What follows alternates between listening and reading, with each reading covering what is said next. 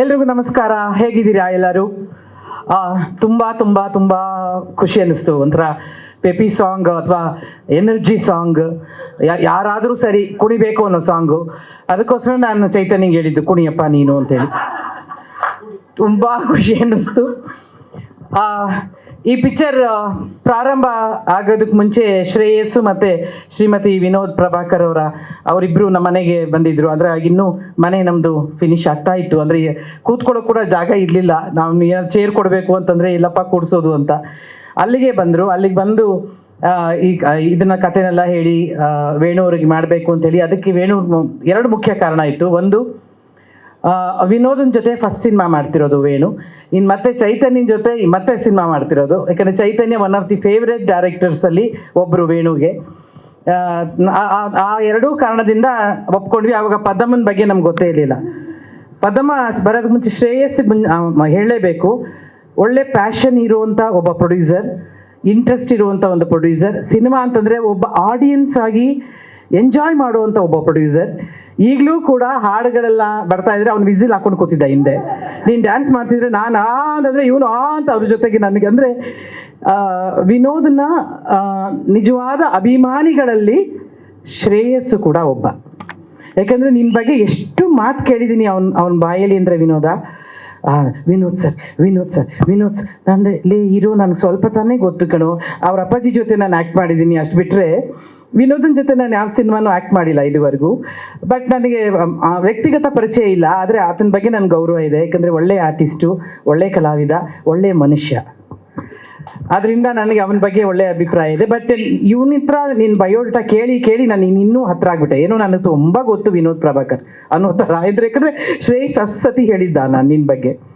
ಆಮೇಲೆ ಪದ್ಮನ ಬಗ್ಗೆ ಅಂತೂ ತುಂಬ ಖುಷಿ ಅನಿಸುತ್ತೆ. ಪದ್ಮ ಒಂದು ಇನ್ನೋಸೆಂಟ್ ಹೆಣ್ಮಗಳು, ಪದ್ಮಾವತಿ ಜೈರಾಮ್ರವರು. ತುಂಬ ಖುಷಿ ಅನಿಸುತ್ತೆ. ಒಬ್ಬ ಹೆಣ್ಮಗಳು ಯಾವುದಾದ್ರೂ ಒಂದು ಕೆಲಸ ತಗೊಂಡ್ರೆ ಮೊದಲನೇದಾಗಿ ಅವನ ಹೆಂಡತಿ, ಆಕೆ ತುಂಬ ಖುಷಿ ಅನಿಸಿದ್ಲು. ಯಾಕಂದರೆ ಅಷ್ಟು ಕಮಿಟ್ಮೆಂಟ್ ಆಗಿ ಬಂದು ಮಾತಾಡಿ. ಆ ಸೆಟ್ಟಲ್ಲೂ ಅಷ್ಟೇ. ನಾನು ಒಂದು ಸತಿ ನಿಮ್ಮ ಶೂಟಿಂಗ್ ಹತ್ರ ಮೈಸೂರಿಗೆ ಬಂದಿದ್ದೆ. ನಮ್ಮ ಮನೆ ಪಕ್ಕದಲ್ಲೇ ನೀವು ಶೂಟಿಂಗ್ ಮಾಡ್ತಿದ್ರಿ ಮೈಸೂರಲ್ಲಿ. ಸೊ ಅದರಿಂದ ಯೂಶಲಿ ವೇಣು ಸೆಟ್ಟಿಗೆ ನನ್ನ ಕರೆಯಲ್ಲ, ನಾನು ಹೋಗಲ್ಲ. ಯಾಕಂದರೆ ನನಗೆ ಸಂಬಂಧ ಇಲ್ದಿರ್ಬೇಕಾದ್ರೆ. ಯಾಕಂದರೆ ಅವರು ಸ್ವಲ್ಪ ಕೆಲಸ ಮಾಡ್ತಿರ್ತಾರೆ. ಆಮೇಲೆ ನನ್ನ ಮಾತಾಡ್ಸೋದೇ ಇಲ್ಲ ವೇಣು ಸೆಟ್ಟಿಗೆ ಹೋದರೆ. ಸೊ ಅದರಿಂದ ನಾನು ಹೋಗೋದಿಲ್ಲ. ಬಟ್ ಅಲ್ಲಿ ನಮ್ಮನೆ ಪಕ್ಕದಲ್ಲೇ ಇದ್ದಿದ್ದಕ್ಕೆ ನೀವು ಬನ್ನಿ ಅಂತ ನೀವು ಕರೆದಿದ್ದಕ್ಕೆ ಹೋಗಿ ಬಂದೆ. ಅಲ್ಲಿ ಇವನ ಹೆಂಡತಿ ಎಷ್ಟು ಲವಲವಿಕೆಯಿಂದ ಓಡಾಡ್ಕೊಂಡಿರೋದು. ಆಮೇಲೆ ಅಲ್ಲಿ ನಾನು ಪದ್ಮನ್ನ ನೋಡ್ತೀವಿ. ಪದ್ಮಾವತಿಯವರನ್ನ ಪದ್ಮ ಅಂತ ಕರೆದಿದ್ದು ಈ ವೇಣು ಮತ್ತು ಚೈತನ್ಯನೇ ಅನಿಸುತ್ತೆ. ಅಂದರೆ ಒಂದು ತಾಯಿ ಥರ ಅವರನ್ನು ಕರೆದ್ರು. ಬಟ್ ಈಗ ನಿಜವಾಗ್ಲೂ ತಾಯಿ ನೀವು. ಇಡೀ ನಿಮ್ಮ ಟೀಮಿಗೆ ನಿಜವಾಗ್ಲೂ ತಾಯಿ ಸ್ಥಾನದಲ್ಲಿ ನಿಂತು ನೀವು ಆ ಪಿಕ್ಚರ್ನ ನಡೆಸಿದಿರಿ. ತುಂಬ ತುಂಬ ಖುಷಿ ಅನಿಸುತ್ತೆ. ಇದ್ರ ಮಧ್ಯೆ ಒಂದು ಸತಿ ಬಹುಶಃ ಈ ಪಿಕ್ಚರೆಲ್ಲ ಮುಗಿದ ಮೇಲೆ ವೇಣು, ಚೈತನ್ಯ ಮತ್ತು ಪದ್ಮ 3 ಜನ ಬಾಂಬೆಗೆ ಹೋಗ್ತೀರಲ್ಲೇನೋ. ಇದು ಏನೋ ಪೋಸ್ಟ್ ಪ್ರೊಡಕ್ಷನ್ ಕೆಲಸಕ್ಕೆ ಹೋಗ್ತಾರೆ. ವಿನೋದ, ನಿನಗೆ ಗೊತ್ತಿಲ್ಲ ಈ ವಿಷಯ. ಏನಾಯಿತು ಅಂತಂದರೆ ವೇಣು ಮತ್ತೆ ನನಗೆ ಏರ್ಪೋರ್ಟ್ ತಲುಪಿದ ಮೇಲೆ ವೇಣು ಫೋನ್ ಮಾಡ್ತಾರೆ ನನಗೆ. ನಮ್ಮನ್ನು ಸೆಕ್ಯೂರಿಟಿ ಅವರು ಬಿಡ್ತಾ ಇಲ್ಲ ಅಂದರೆ ನಾನು ಏನಮ್ಮ ಅಂತಲೇ ಮಾತಾಡೋದು. ನಮ್ಮ ಯಜಮಾನ ಅಮ್ಮ ಅಂತಲೇ ಮಾತಾಡೋದು. ಅಮ್ಮ, ನಮ್ಮನ್ನು ಬಿಡ್ತಾ ಇಲ್ಲ ಒಳಗಡೆ. ನಿನಗೆ ಯಾರಿಗಾದ್ರೂ ಇದ್ದರೆ ನೋಡು, ಪ್ರೋಟೋಕಾಲ್ ಎಲ್ಲ ಇದ್ದರೆ ದಯವಿಟ್ಟು ಹೇಳು ಅಂತಂದರು. ಹೌದಾ, ನಿಮ್ಮನ್ನು ಯಾಕೆ ಬಿಡ್ತಾ ಇಲ್ಲ? ಅದೇ ಬಲರಾಮನ ದಿನದ ಪ್ರೊಡ್ಯೂಸರ್ ಅಂತ ಹೇಳಿ ಬಿಡ್ತಾ ಇಲ್ವಾ ಆ ಥರದ ಸಿನಿಮಾ ಅಂತೇಳಿ? ಏನಾದರೂ ಆ ಥರದ್ದು ಏನಾದರೂ ಇದೆಯಾ? ನಿಮ್ಮ 3 ಜನ ಮೇಲೆ ಅನುಮಾನ ಇದೆಯಾ ಅಂತೆಲ್ಲ ನನಗೆ ಏನೇನೋ ಥಾಟ್ಸ್, ನನಗೆ ಆಲೋಚನೆಗಳು ಏನಿರ್ಬೋದು ಅಂತ. ಸರಿ ಆಯಿತು, ಇವರು ಏನಿರ್ಬೋದು ಅಂತೇಳಿ ಆ ಪ್ರೋಟೋಕಾಲ್ ಅವ್ರಿಗೆಲ್ಲ ನಾವು ಹೇಳೋ ಅಷ್ಟರಲ್ಲಿ ಏನಾಗಿತ್ತು ಅಂತಂದರೆ, ಸತ್ಯ ಏನಾಗಿತ್ತು ಅಲ್ಲಿ ಅಂದರೆ, ಇವರು ಆಧಾರ್ ಕಾರ್ಡೇ ತಗೊಂಡೋಗಿರಲಿಲ್ಲ. ಅದು ಅವ್ರದ್ದಲ್ಲ, ಬೇರೆಯವ್ರದ್ದು ಇಟ್ಕೊಂಡಿದ್ರಂತೆ. ಮೋಸ್ಟ್ಲಿ ಅವ್ರ ಸೊಸೆಯದೋ ಅವ್ರ ಮಗಂದೋ ಯಾರ್ದೋ ಇಟ್ಕೊಂಡಿರ್ತಾರೆ. ಸೊ ಅವ್ರನ್ನ ಬಿಡ್ತಾ ಇರಲಿಲ್ಲ. ಅದಕ್ಕಿಂತ ಮುಖ್ಯವಾಗಿ ಆ ಟಿಕೆಟ್ನ ಬುಕ್ ಮಾಡಿದವ್ರು ಯಾರು ಅಂತ ನೀನು ಕೇಳಬೇಕು. ಆ ಟಿಕೆಟ್ನ ಬುಕ್ ಮಾಡಿದವರು ಅಂದರೆ ಆನ್ಲೈನಲ್ಲಿ ಬುಕ್ ಮಾಡಿದ್ರೆ ನಮಗೆ ಟ್ರಾವೆಲ್ ಏಜೆಂಟ್ಗಿಂತ ಕಮ್ಮಿ ದುಡ್ಡು ಅಲ್ವ ತೇಜು? ಆನ್ಲೈನಲ್ಲಿ ಬುಕ್ ಮಾಡಿದ್ರೆ ಕಮ್ಮಿ ದುಡ್ಡಿಗೆ ಸಿಗುತ್ತೆ ನಮಗೆ. ಒಂದು 5,000 ರೂಪಾಯಿ ಟಿಕೆಟ್ ಆನ್ಲೈನಲ್ಲಿ ಬುಕ್ ಮಾಡಿದ್ರೆ ಒಂದು 3,500 ರೂಪಾಯಿ, 3,800 ರೂಪಾಯಿ ಈ ಥರ ಸಿಗುತ್ತೆ. ದುಡ್ಡು ಉಳಿಸ್ಬೋದು ಅಂತ ಹೇಳಿ ನಮ್ಮ ನಿರ್ದೇಶಕರು ಪಾಪ ಕಷ್ಟಪಟ್ಟು ಅವರ ವೆಬ್ಸೈಟಿಂದ ಆನ್ಲೈನಲ್ಲಿ ಬುಕ್ ಮಾಡಿದರು. ಆಮೇಲೆ ನಮ್ಮ ಪ್ರೋಟೋಕಾಲರ್ ಹೋದ್ರು, ಮೇಡಮ್ ಅದೇ ನೋಡಪ್ಪ, ಅದೇನೋ ಅವ್ರನ್ನ ಬಿಡ್ತಾ ಇಲ್ವಂತೆ. ಅವ್ರ ಆಧಾರ್ ಕಾರ್ಡ್ ಬೇಕಾದ್ರೆ ಹೆಂಗಾರು ತರಿಸ್ಕೊಂಡ್ಬಿಡ್ತೀವಿ, ಇದರಲ್ಲಿ ವಾಟ್ಸಪ್ಪಲ್ಲಿ ತರಿಸ್ಕೊಳ್ತೀವಿ. ಅದು ಹೆಂಗ ಬಿಡ್ಬೋದು ಮೇಡಮ್, ಅವ್ರು ವಾಟ್ಸಪ್ಪಲ್ಲಿ ತರಿಸ್ಕೊಂಡ್ರು ಬಿಡ್ಬೋದು, ಆದರೆ ಟಿಕೆಟ್ ಇವತ್ತಿಂದಲ್ಲ ಮೇಡಮ್, ಮುಂದಿನ ತಿಂಗಳದು. ಫ್ಯಾನ್ಸ್ ನಮ್ಮ ಡೈರೆಕ್ಟ್ರ್, ಸಾಧ್ಯನೇ ಇಲ್ಲ ರೀ. ಅವನ ಪ್ರಕಾರ ಈ ಸಿನಿಮಾ ರಿಲೀಸ್ ಆಗೋಗಿದೆ. ನಾವೆಲ್ಲ ಸುಮ್ಮನೆ ಅಂದರೆ ಅವನ ಇಮ್ಯಾಜಿನೇಷನಲ್ಲಿ ನಾವು ಹಿಂದೆ ಒಂದು ಪಿಕ್ಚರ್ ಮುಂದಕ್ಕೆ ಹೋಗ್ಬಿಟ್ಟು ನಾವು ಹಿಂದಕ್ಕೆ ನೋಡ್ತಾ ಇರ್ತೀವಲ್ಲ, ಈ ಥರ ಟೈಮ್ ಟ್ರಾವೆಲ್ ಥರ ನಾವು ಹಿಂದೆ ಈ ಥರ ಪೇಜ್ ಮಾಡಿದ್ವಿ, ಪ್ರೆಸ್ ಮೀಟ್ ಮಾಡಿದ್ವಿ. ಆವಾಗ ವಿನೋದ್ ಭೂಷಣ್ ಎಲ್ಲ ಡ್ಯಾನ್ಸ್ ಮಾಡಿದರು, ಆವಾಗ ವಂದಿತಾ ಈ ಥರ ಡ್ಯಾನ್ಸ್ ಮಾಡಿದ್ಲು, ಪೋಸ್ಟ್ರು ಅವಳದೇ ಜಾಸ್ತಿ ಹಾಕಿದ್ರು. ಅದೆಲ್ಲ ಅವನಿಗೆ ಅವಾಗ ಬರ್ತಾ ಇರುತ್ತೆ ಚೈತನ್ಯ. 50 days ಆಗೋಗಿದೆ. 100 days ಶೀಲ್ಡ್ ಕೊಡೋಕ್ಕೆ ನಾನು ಬಂದಿದ್ದೀನಿ.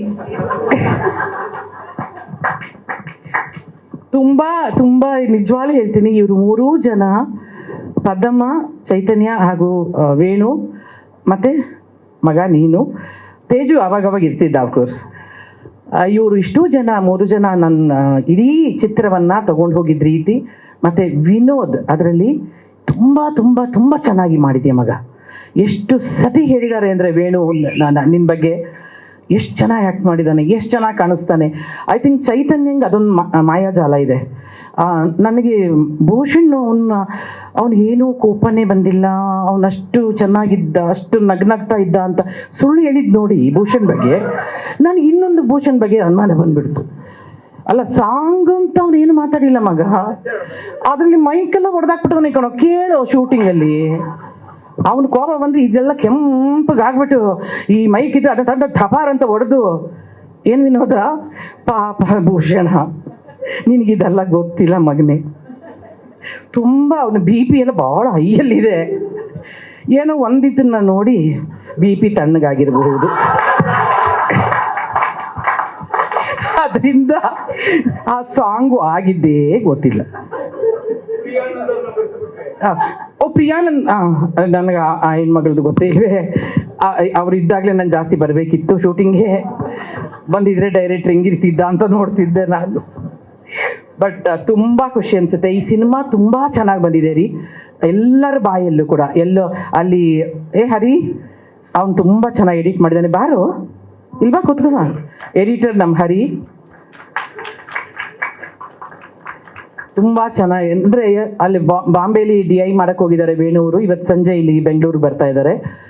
ಎಲ್ಲರ ಬಾಯಲ್ಲೂ ಒಂದೇ ವಿಚಾರ, ಈ ಪಿಕ್ಚರ್ ಕ್ಲಾಸಿಕ್ ಆಗಿ ಬಂದಿದೆ, ತುಂಬ ಚೆನ್ನಾಗಿ ಬಂದಿದೆ, ತುಂಬ ಚೆನ್ನಾಗಿದೆ ಅಂತ ಹೇಳಿ.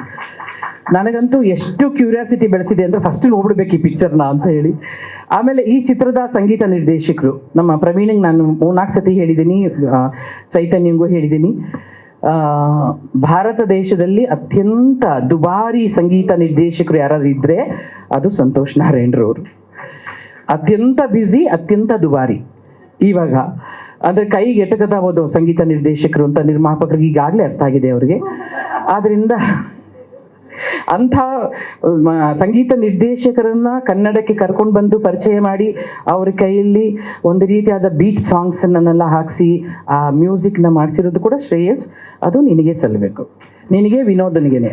ಯಾಕಂದರೆ ನೀವಿಬ್ಬರೇ ಡಿಸೈಡ್ ಮಾಡಿದ್ದಂತೆ ಇವರೇ ಬೇಕಂತ ಹೇಳಿ. ಕಂಗ್ರ್ಯಾಚುಲೇಷನ್ಸ್. ಅಲ್ಲ, ಅದು ಅರ್ಥ ಆಗಿರುತ್ತೆ ಪಾಪ. ಯಾಕೆ ಸಿನಿಮಾ ಲೇಟು ಅಂತಂದರೆ ಪ್ರೊಡ್ಯೂಸರ್ ಹೇಳ್ಬೋದು ಅದಲ್ಲ. ಬಟ್ ಆದರೂ ಕೂಡ ನಿಜವಾಗ್ಲೂ ಹೇಳ್ತೀನಿ, ಪ್ರತಿಭಾವಂತ ಸಂಗೀತ ನಿರ್ದೇಶಕ, ಅದ್ರ ಬಗ್ಗೆ ಡೌಟೇ ಇಲ್ಲ. ಇಲ್ಲಾಂದರೆ ಸುಮ್ಮನೆ ಇಂಡಿಯಾದಲ್ಲಿ ನಂಬರ್ 1 ಸಂಗೀತ ನಿರ್ದೇಶಕ ಆಗಕ್ಕೆ ಸಾಧ್ಯನೇ ಇಲ್ಲ. That's part of the cinema journey. ಅಂದರೆ ಇದೆಲ್ಲವೂ ಆಗಬೇಕು, ಹಿಂಗೆಲ್ಲ ಆದ್ರೇ ಆ ಸಿನಿಮಾ ಜರ್ನಿನ ನಾವು ಎಂಜಾಯ್ ಮಾಡ್ಲಿಕ್ಕೆ ಸಾಧ್ಯ.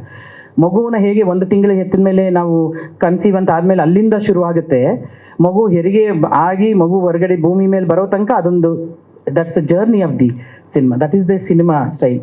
ಆಮೇಲೆ ತುಂಬ ತುಂಬ ಥ್ಯಾಂಕ್ಸ್. ಅದಕ್ಕೆ ಅವರು ಸಂತೋಷ್ ನಾರಾಯಣ್ ಅಂತ ಒಬ್ಬ ಸಂಗೀತ ನಿರ್ದೇಶಕರು ವೇಣು ಬಗ್ಗೆ ತುಂಬ ಅತ್ಯಂತ ಮೆಚ್ಚಿಕೊಂಡು ಮಾತನಾಡಿದ್ದು, ಮತ್ತು ಅವರ ಶ್ರೀಮತಿ ಮೀನಾಕ್ಷಿರವರು ಕೂಡ ತುಂಬ ತುಂಬ ಮೆಚ್ಚಿಕೊಂಡು ಮಾತಾಡಿದ್ದು. ನಾನು ಸಂಗೀತ ನಿರ್ದೇಶನ ಮಾಡಿದ ಸಿನಿಮಾಗಳಲ್ಲಿ ಕೆಲವೇ ಸಿನಿಮಾಗಳು ನನ್ನ ಹೃದಯಕ್ಕೆ ಮನಸ್ಸಿಗೆ ಹತ್ತಿರವಾಗಿರೋದು, ಕ್ಲಾಸಿಕ್ ಅನಿಸೋದು.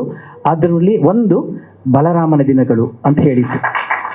ಅದು that is a very biggest statement from the ಸಂಗೀತ ನಿರ್ದೇಶಕರು. ಆಮೇಲೆ T-Series ಅವರು ಸುಮ್ಮನೆ ಬಂದು ಯಾವುದೋ ಒಂದು ಪಿಕ್ಚರ್ ರಿಲೀಸ್ ಆಗ್ತಿದೆ ಅಂತ ಹೇಳಿ ತಗೊಂಡು ಹೋಗುವಂಥವ್ರಲ್ಲ.